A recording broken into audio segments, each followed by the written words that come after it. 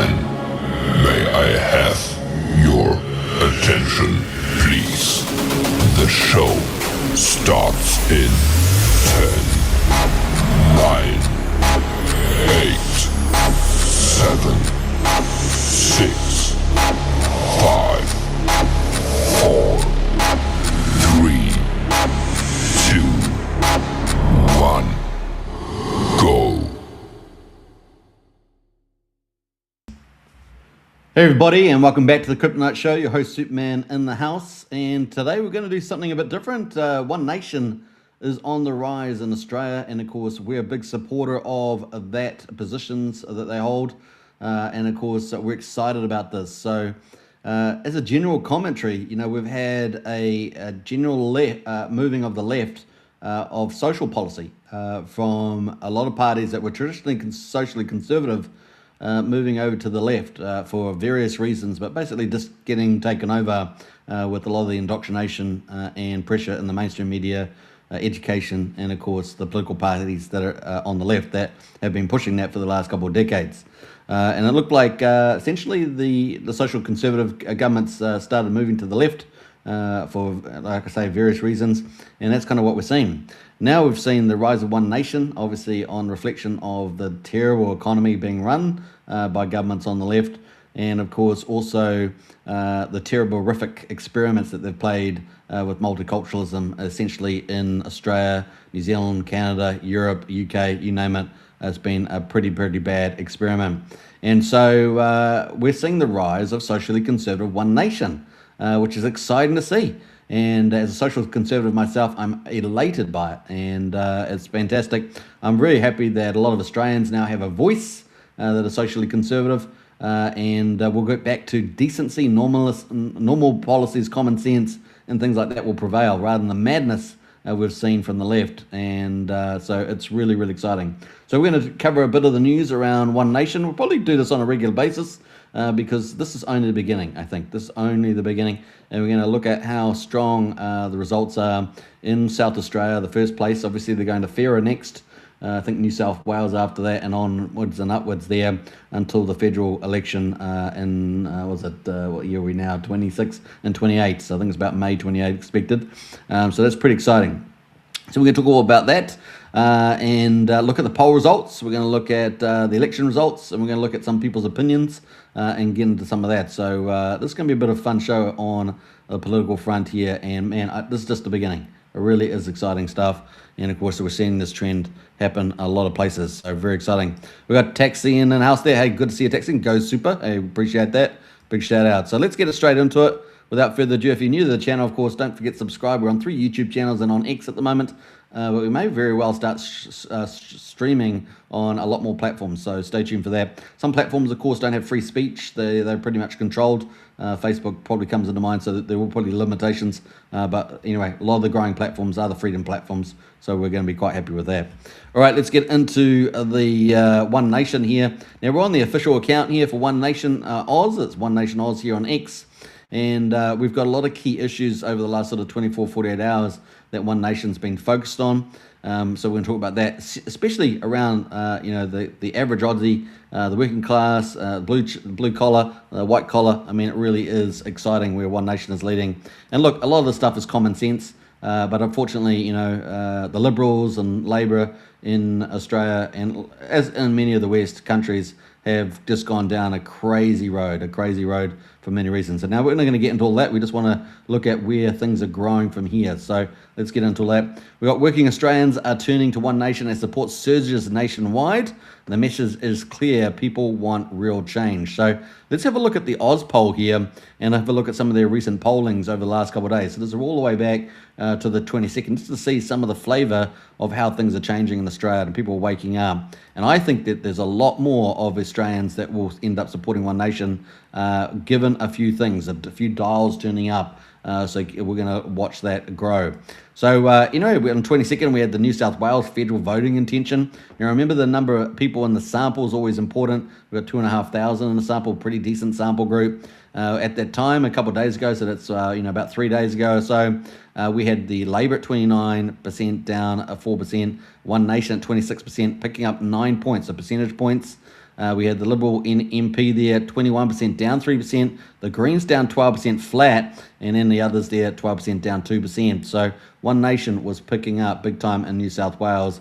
Very, very exciting, and only a 3-point difference between Labor and One Nation, and I still think there's a long way to go there, and a bigger share that they can get. So let's keep a lookout for that. Victoria, which is typically very left, and of course under the lockdown periods and that were particularly harsh, very authoritarian, and very crazy, right? Very crazy. Leave the science behind. That's basically what they did, and pass a lot of radical policies while they do it. That's how they roll, right, on the left. So we got Victoria voting there. They had a Labor at 28%, down 5 points. One Nation 27%, up 11 points. Liberals there, down 3 points. Greens flat at 14, and other there 10%, down 3 points there. So very exciting stuff there. Labor losing, Liberals losing, and of course the others there, the smaller parties and stuff, losing as well, 3%. So up 11% there, 27. Only 1 point difference in Victoria. Insane result, and that's super bullish, right? Super bullish there. So that's New South Wales and Victoria. Queensland, we had federal voting intention there. Remember the numbers there. We had 2,000 in that poll, 1,700 in this one. We got One Nation here at 31 points, so still pretty strong in Queensland, up 11 points there, obviously the big cities. Labor there 25%, down 5, so One Nation doing absolutely amazing in Queensland, and of course, I guess Brisbane and everything else looking good there. Now, obviously, there's a city, more rural, beach lifestyle. We've got Labor down 25, so in Queensland, One Nation is winning, and that actually helps psychologically with the rest of the country.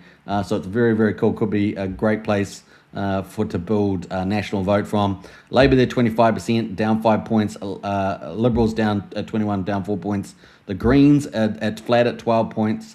And then the others, they're 11 points, down 2 points. So One Nation picking up from all the other parties apart from the Greens. So the Greens are the only ones kind of kept their policies intact. Remember, the Greens essentially used to be an environmental party, now basically mad hatter progressives that destroy the West and build up some sort of Marxist nightmare, basically, is what they do, the Greens. And so they're pretty much flat, but they've managed to get a lot of the benefits of the indoctrination that have been in play for the last 2 to 3 decades for the young people in the education. So that's kind of a lot of the mainstream media and education has helped to indoctrinate a lot of the young people. As young people get a bit older, up to the millennial age group, with the millennials, we're seeing millennials now starting to vote net One Nation because they realize a lot of the stuff they were indoctrinated with was a lie, and it's probably wrecked their life in many ways, and so they look to move social conservative and start waking up, right? So start waking up there. So there's a lot of stuff that can be done to help accelerate that. That's kind of where we are in Queensland. So Queensland there looking very good. So let's jump over to Western Australia. On the 22nd, this is about 3 days old, but I want to use this as a base case of the momentum that's happening with the South Australia election. And so we got the Australian Labor Party at 30%, down 4 points. We've got One Nation at 27%, up 8 points. Liberals at 20%, down 3 points. Greens actually up slightly, 1 point there in Western Australia, and other there 10%, down 2 points. So essentially, One Nation winning, gaining most of the points there, apart from the 1%, 1 point there for the Greens, and that was 1,000. So a relatively small sample group, as we could we assume there. But maybe not too bad relative to the population there in Western Australia. So what do we see here out of these states? We see New South Wales, One Nation there second, 3 point difference. Victoria, One Nation second, 1 point difference. We see Queensland a 6 point difference, but 25. So we see One Nation ahead, I should say, 31 points and 6 points ahead of Labor. And then, of course, we see Western Australia, One Nation is second, 3 points behind. So pretty damn crazy, amazing, isn't it, on some of those results. Now, South Australia, of course, and we had the federal voting intention. We had 34% on the 22nd. One Nation, 27%, up 11 points. Liberals, 18%, down 3 points. Greens, 12 points, actually down 2 points. So they actually got hurt quite a bit in South Australia. It'll be interesting to see whether they see any of that sort of stuff happening with the other states as elections are due. Other there, 9 points, so less than 10, and down 4 points there. So actually, One Nation, 7 points below because this is the 22nd, but up 11 points there, and we're actually seeing really good results in the elections here, which we're going to talk about as next. There we got a nice one there. Good to see you, Tasmania. Yeah, nice trophy there.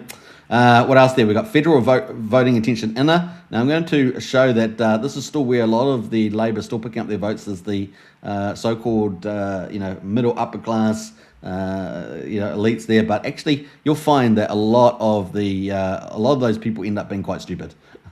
So it's not about intellectual position, it's actually about wisdom, and a lot of those end up being pretty stupid. So trust me, I've seen them work and operating.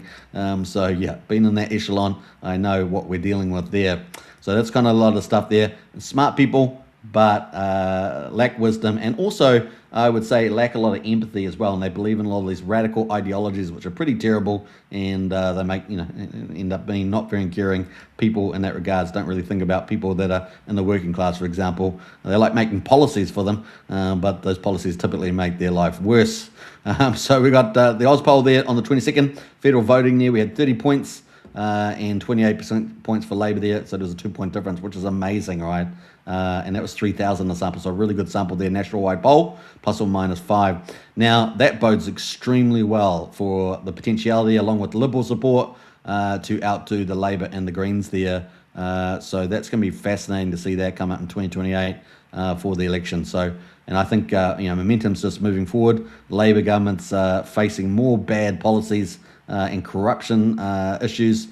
So this is probably going to end up just with a maturity, with a cool dial-up. It could end up flipping. So we're going to keep a lookout for that. Labor on the move there. So let's jump over to some of the other intentions, a bit more recent. So we're going to move forward here to 23rd. This is a day later. It was only, 2 days ago. And we had the federal voting near. Let's see here, federal voting on the 23rd. Let's see which one do I want to take there. So we had, on this one, we had obviously One Nation at 26 points, 28%, with 1,500 there. This one here had a smaller poll, 1,660, 25.5, 27, so very close in the federal voting there on the 23rd. Victoria state voting there, obviously in there as well. And this is pretty interesting, the fact that, we got One Nation down at third here, 20%, but keep a lookout for that too, because I think we're going to get surprised to the upside as we saw earlier. Let's go through 17 hours ago, so we're up to today now, so we're moving forward in the poll results.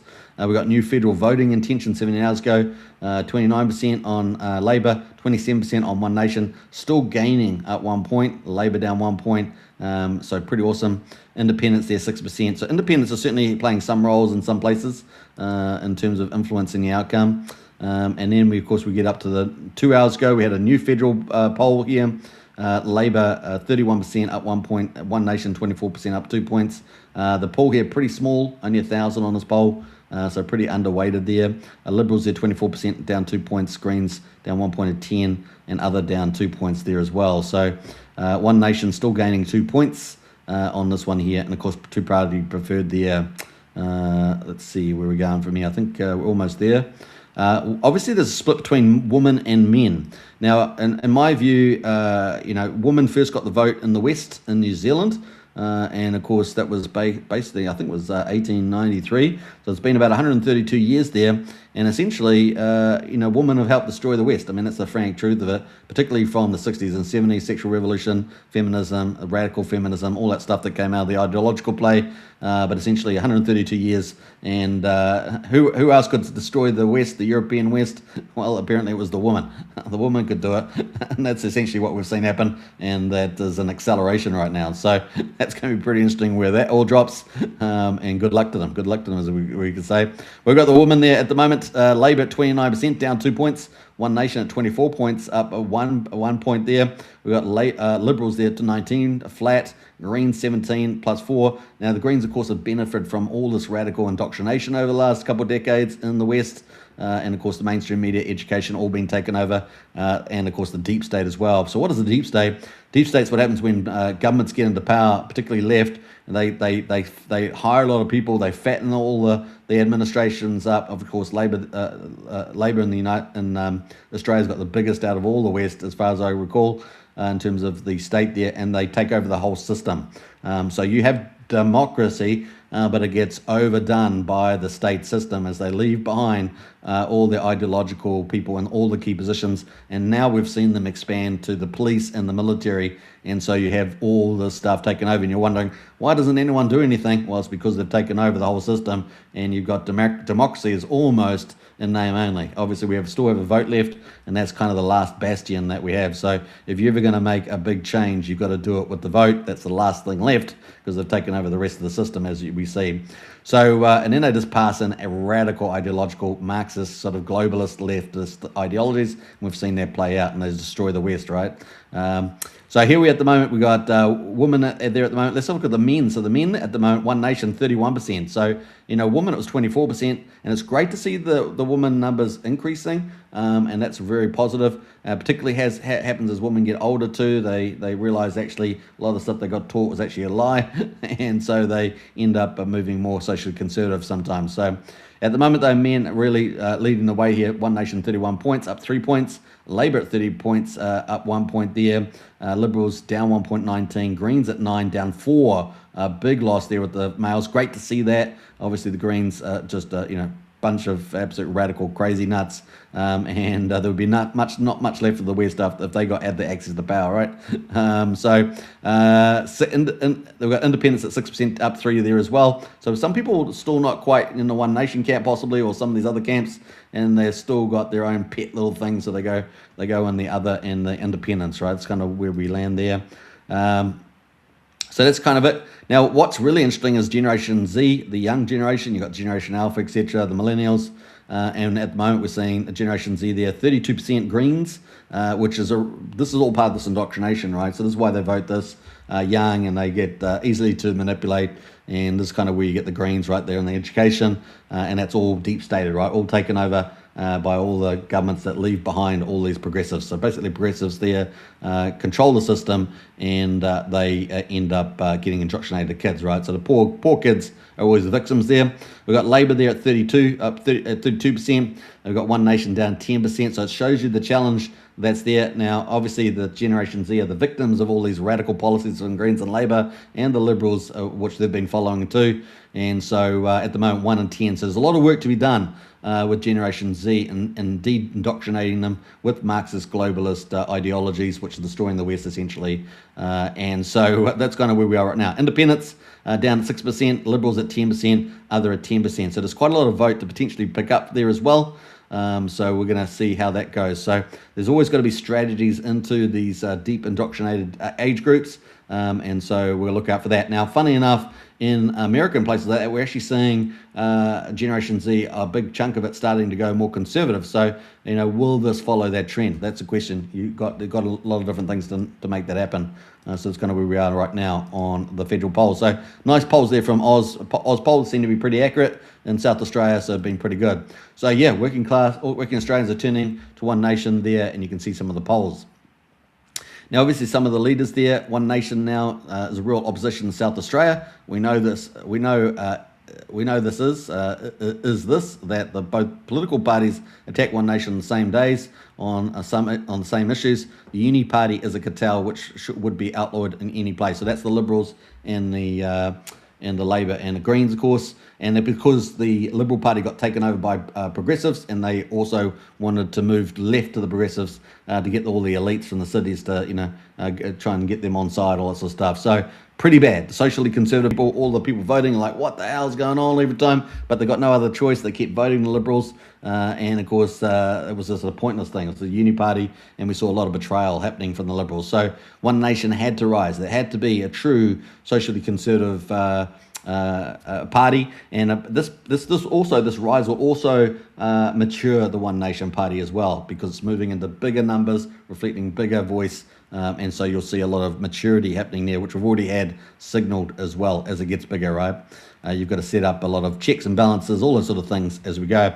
So 24th there, One Nation is winning big. We have put Australians first and safety of our country as our main concern, and prosperity of the nation above all else. So what are we seeing with the left? With Labour, with arguably the Greens if they had it, Liberals, as we've seen safety go down, we've seen prosperity go down, we've seen some of the worst decisions you could possibly think of with corruption, relating corruption. So, and they all get blocked. Like all the investigations of these get blocked, and so we never know because there's probably a lot of things happening. I want to say what they are, but probably a lot of bad things happening there in terms of little takes, let's say.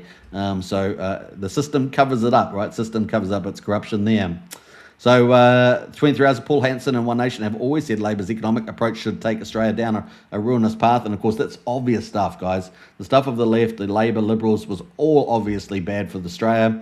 High spending, high taxes. Now, remember, high taxes enslave the people. Remember that. It slaves the people and they put them under a lot of pressure. High spending, of course, means raising more debt as well. They do high taxes and debt. This only enslaves the people. And of course, they live sweet. They're the elites. And they just keep lying in front of TV. That's basically what happens. And rising prices, right? So really, really bad. But they're bad on most of the economic front, and it just ends up, forming enslaved. And of course, then they use the indoctrination to keep a lot of their voters keep voting for them, right? So they keep, look over here, focus on this. Meanwhile, we're doing all this bad stuff to you, and they keep voting, right? So that's the machine keeps grinding.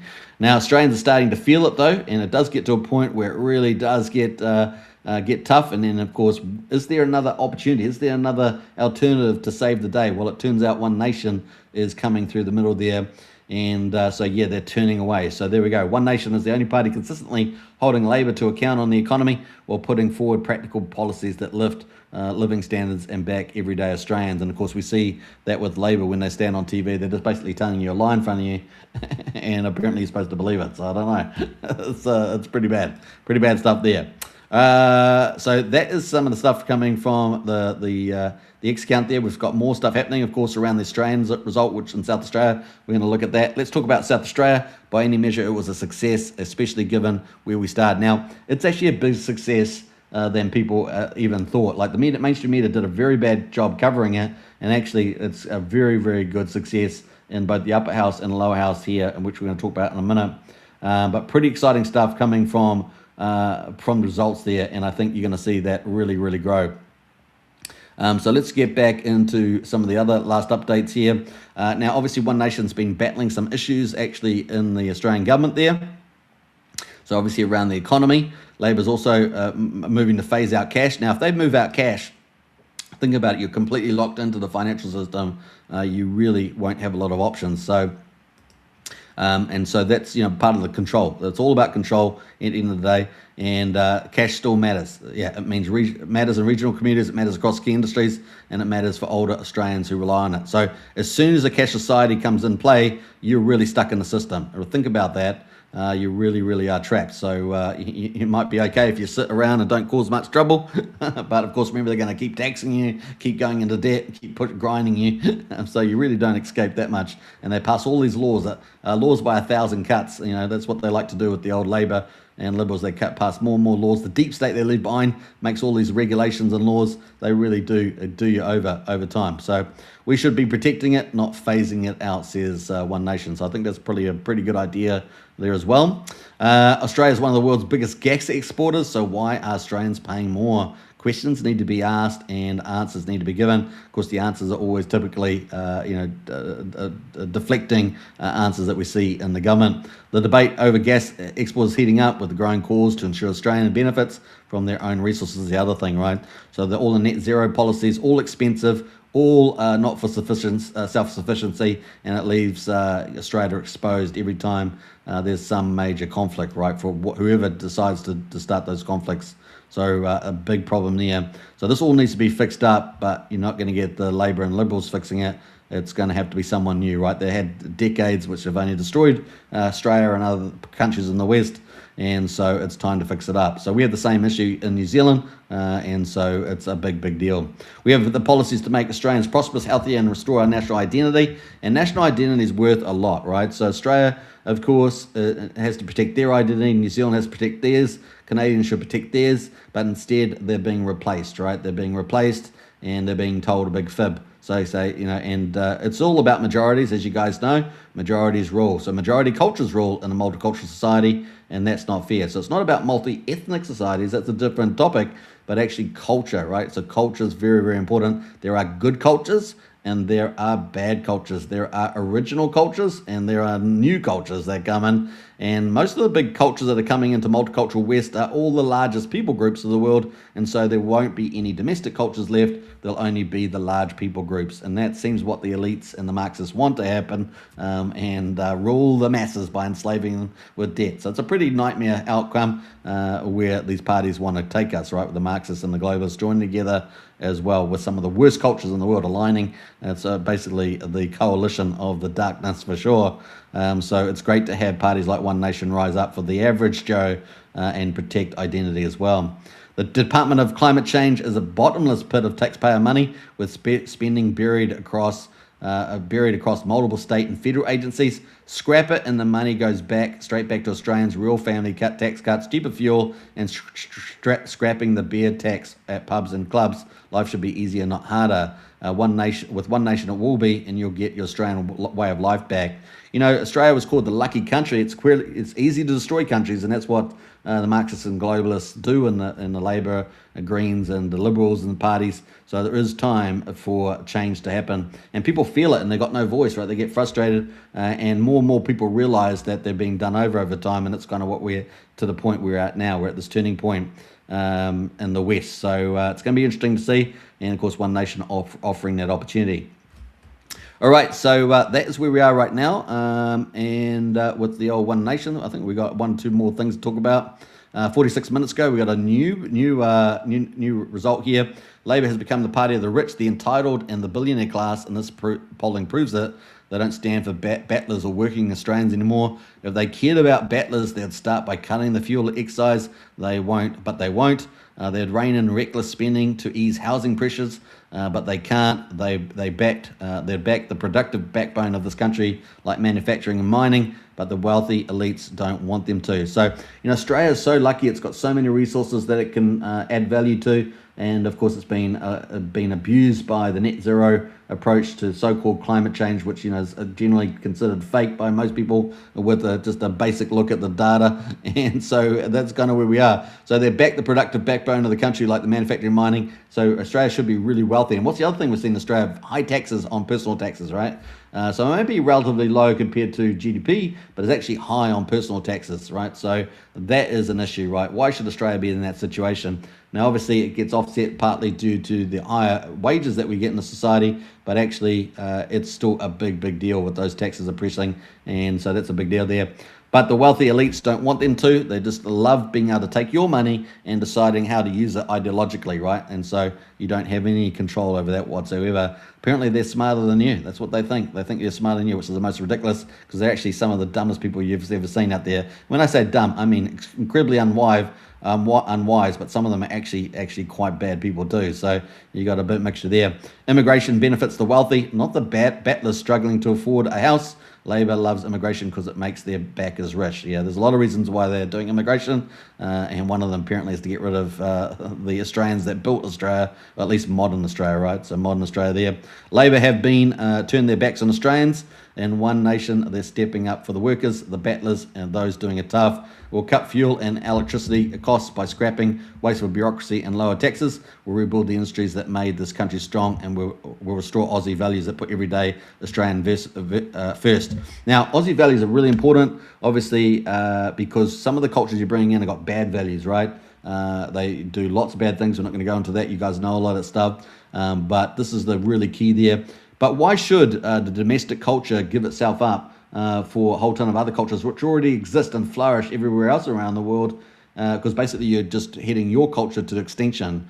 And so once you get a certain majority of another culture, you basically lost your original culture, right? It becomes a minority and then gets squeezed out. Could get abused as well, which is typically what we see, and we see this happening in the West, right? So some big things happening there, and there's a good pushback on identity. Identity is very important. Apparently it's important to people coming in, should be important to the people that are already here, right? That built the country in the first place and paid blood in World War I and II.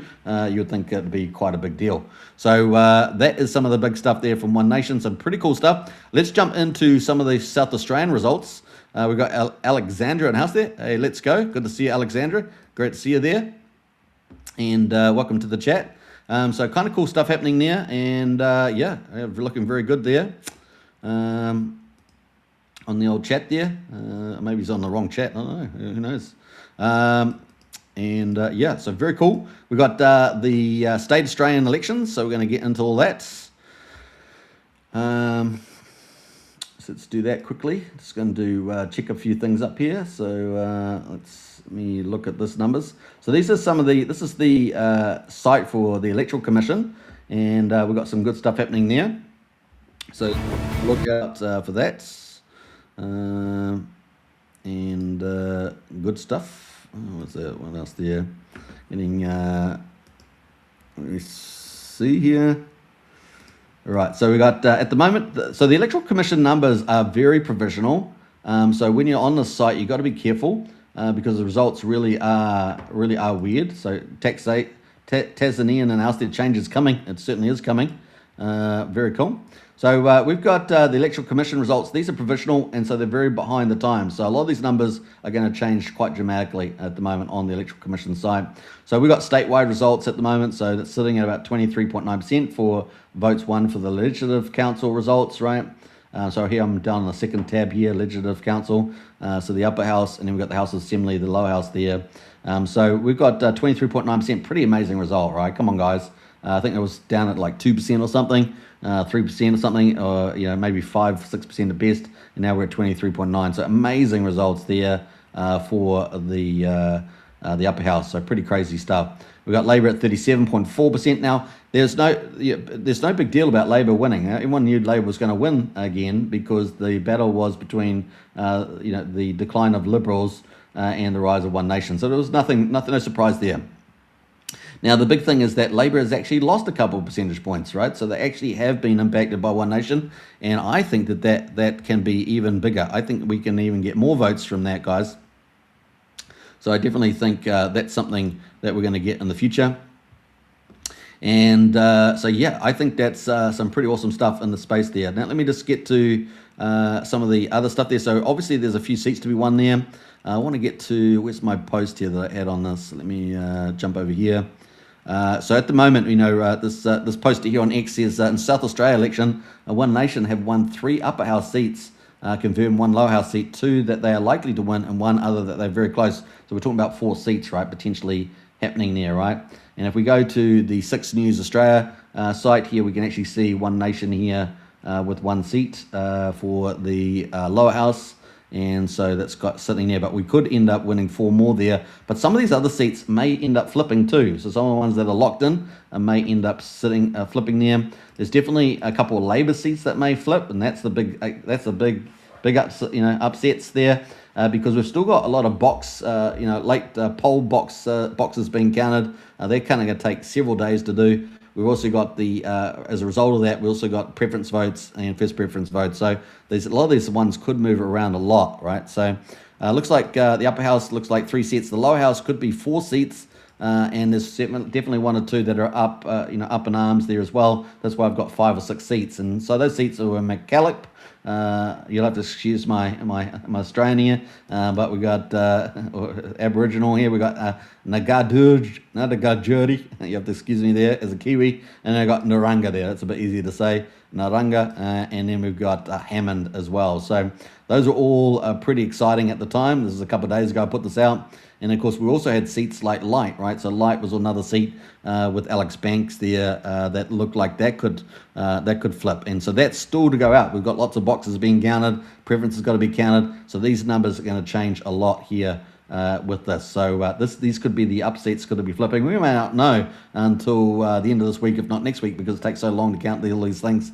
And we're hearing that that's going to take a bit of time. So I think the results are going to flip around. So let's go back to the House Assembly, the lower house here, and we can see at the moment Pauline Hanson 22.5%, amazing result, and of course 38.1% for Australia Labor Party. So no real surprise there with the Labor. The surprise is going to be with the fact that they've lost a few percentage points and this election, and some of the 1 or 2 of the Labor seats may end up flipping by the time all the boxes are counted. And of course the preferences are allocated, and of course thinking about that, you're thinking about, well, what would get allocated to One Nation? Well, typically Liberal votes and typically Family First votes, right? So those would get preferenced to them. What would get preference for Labor? Well, that would be the Green Party and probably what the marijuana party, I can't remember what it's called, but that one as well. So that's kind of where we might be sitting. Now, you can see at the moment already, even with the Australian election results, which are still provisionary, all right, still a lot of work to go, guys. A lot of work to go here, and some of these seats that look like they're hooked in can flip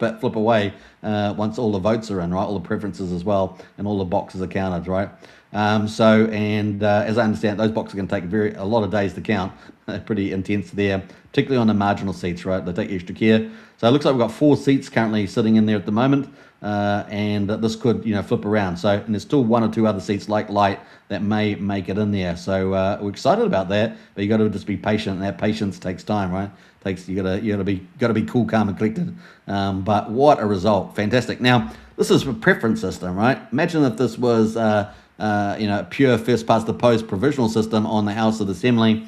The lower house, man, you'd be getting 22.3% of the seats, give or take, right? But because it has a preference system in it, you bag seats from, ideologically left and right parties, generally speaking, and that's how it works. So even though Pauline Hanson got 22.5% at the moment, I mean, that could move up or down, it's getting 4 seats. So it's a kind of a crazy environment here for this. So and basically the House Assembly's got twice as many seats as the Legislative Council approximately, and so I think it's 24 versus 12 to dominate the lower house and the upper house respectively. So there's a lot of up grabs, and only so many seats are up for grabs any time.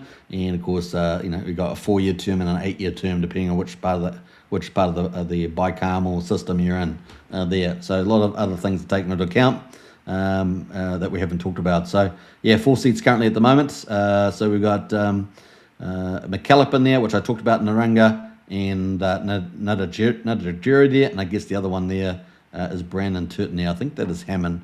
What have we got in there on that one? Do I have that one up here? I think it may have had that. Which essentially all the seats that I have on here, right? It's Murray Hammond there. I can't remember who Hammond. I'm pretty sure it's that chap there. Was it Brandon there? So kind of cool. We do have the distributed votes here, so I guess we can go to Hammond, and we've got those in here. But like I say, I think a lot of these they're still heavily provisional, and some of these numbers could flip around. So some of these seats could still flip there, and we've got Roy Rawlance there at the moment. Roy Rawlance. Let me go back to statewide there. Let's see. We've got Brandon Turton there. I'm not sure which one that seat that is, but 4 at the moment in here, and probably a couple of seats that could flip. And they're still doing heavy voting all week, is what I expect.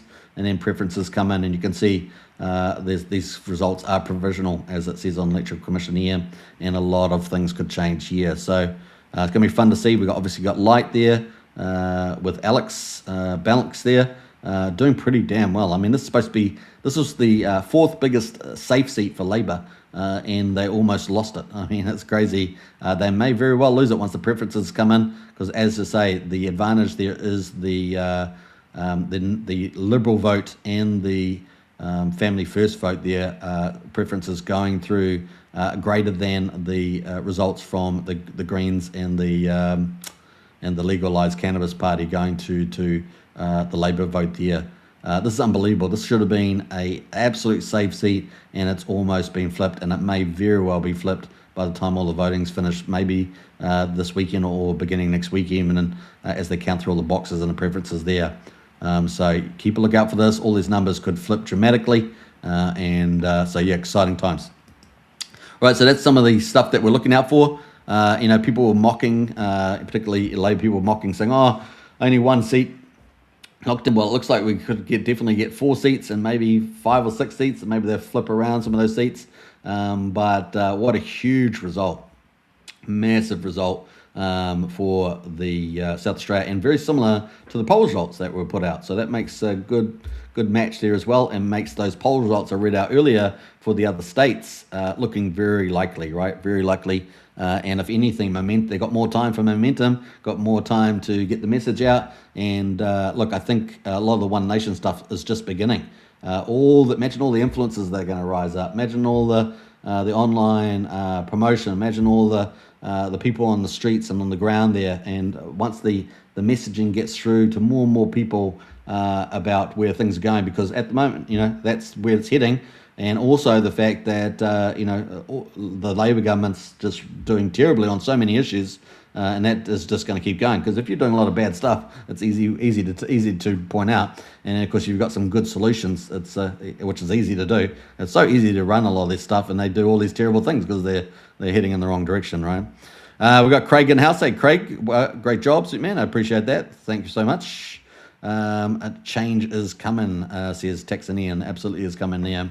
So that's some of the stuff there. Let's move on. And we did have some of these seats, like they had one nation there, but it looks like even on the electoral commission, that's gone up to 4 seats.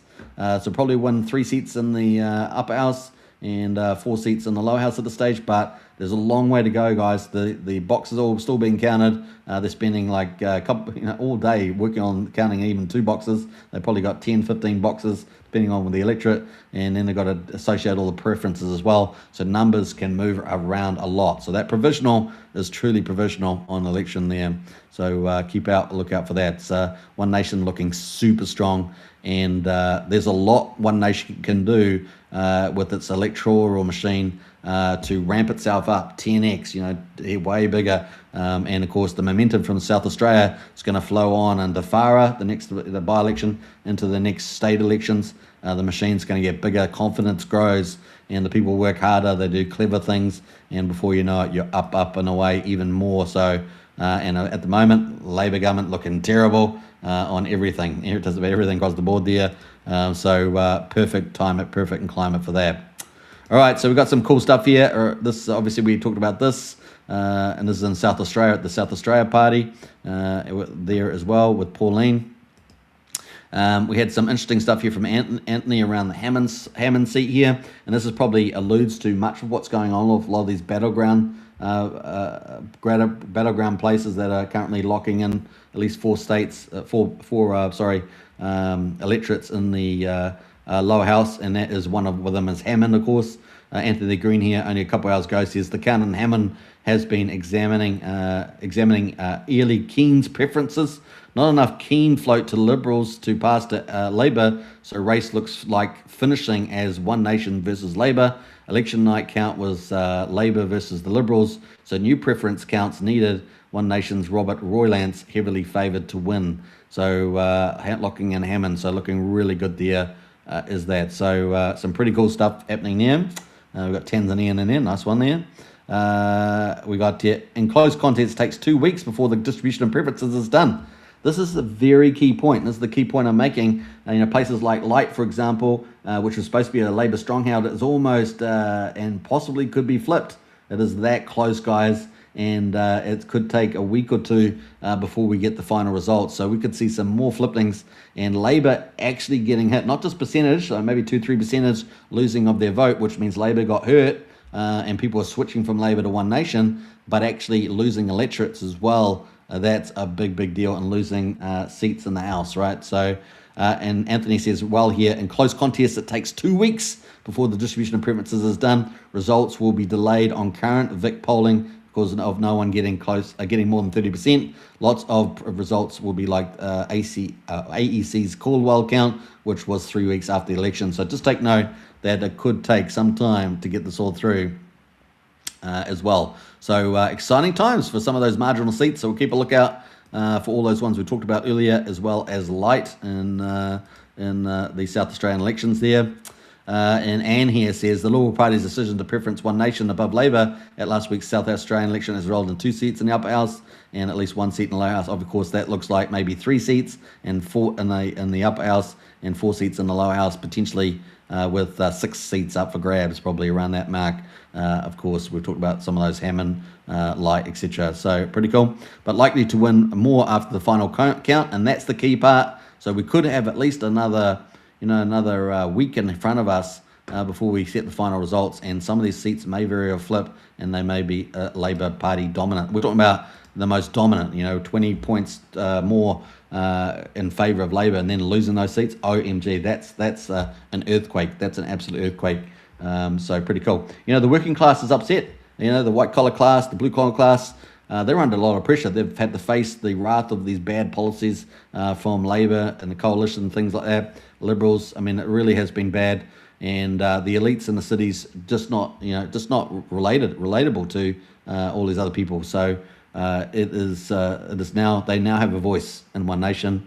and a lot of the great candidates that are rising up, right? So very, very cool. I know some very great One Nation candidates that are going to make real change.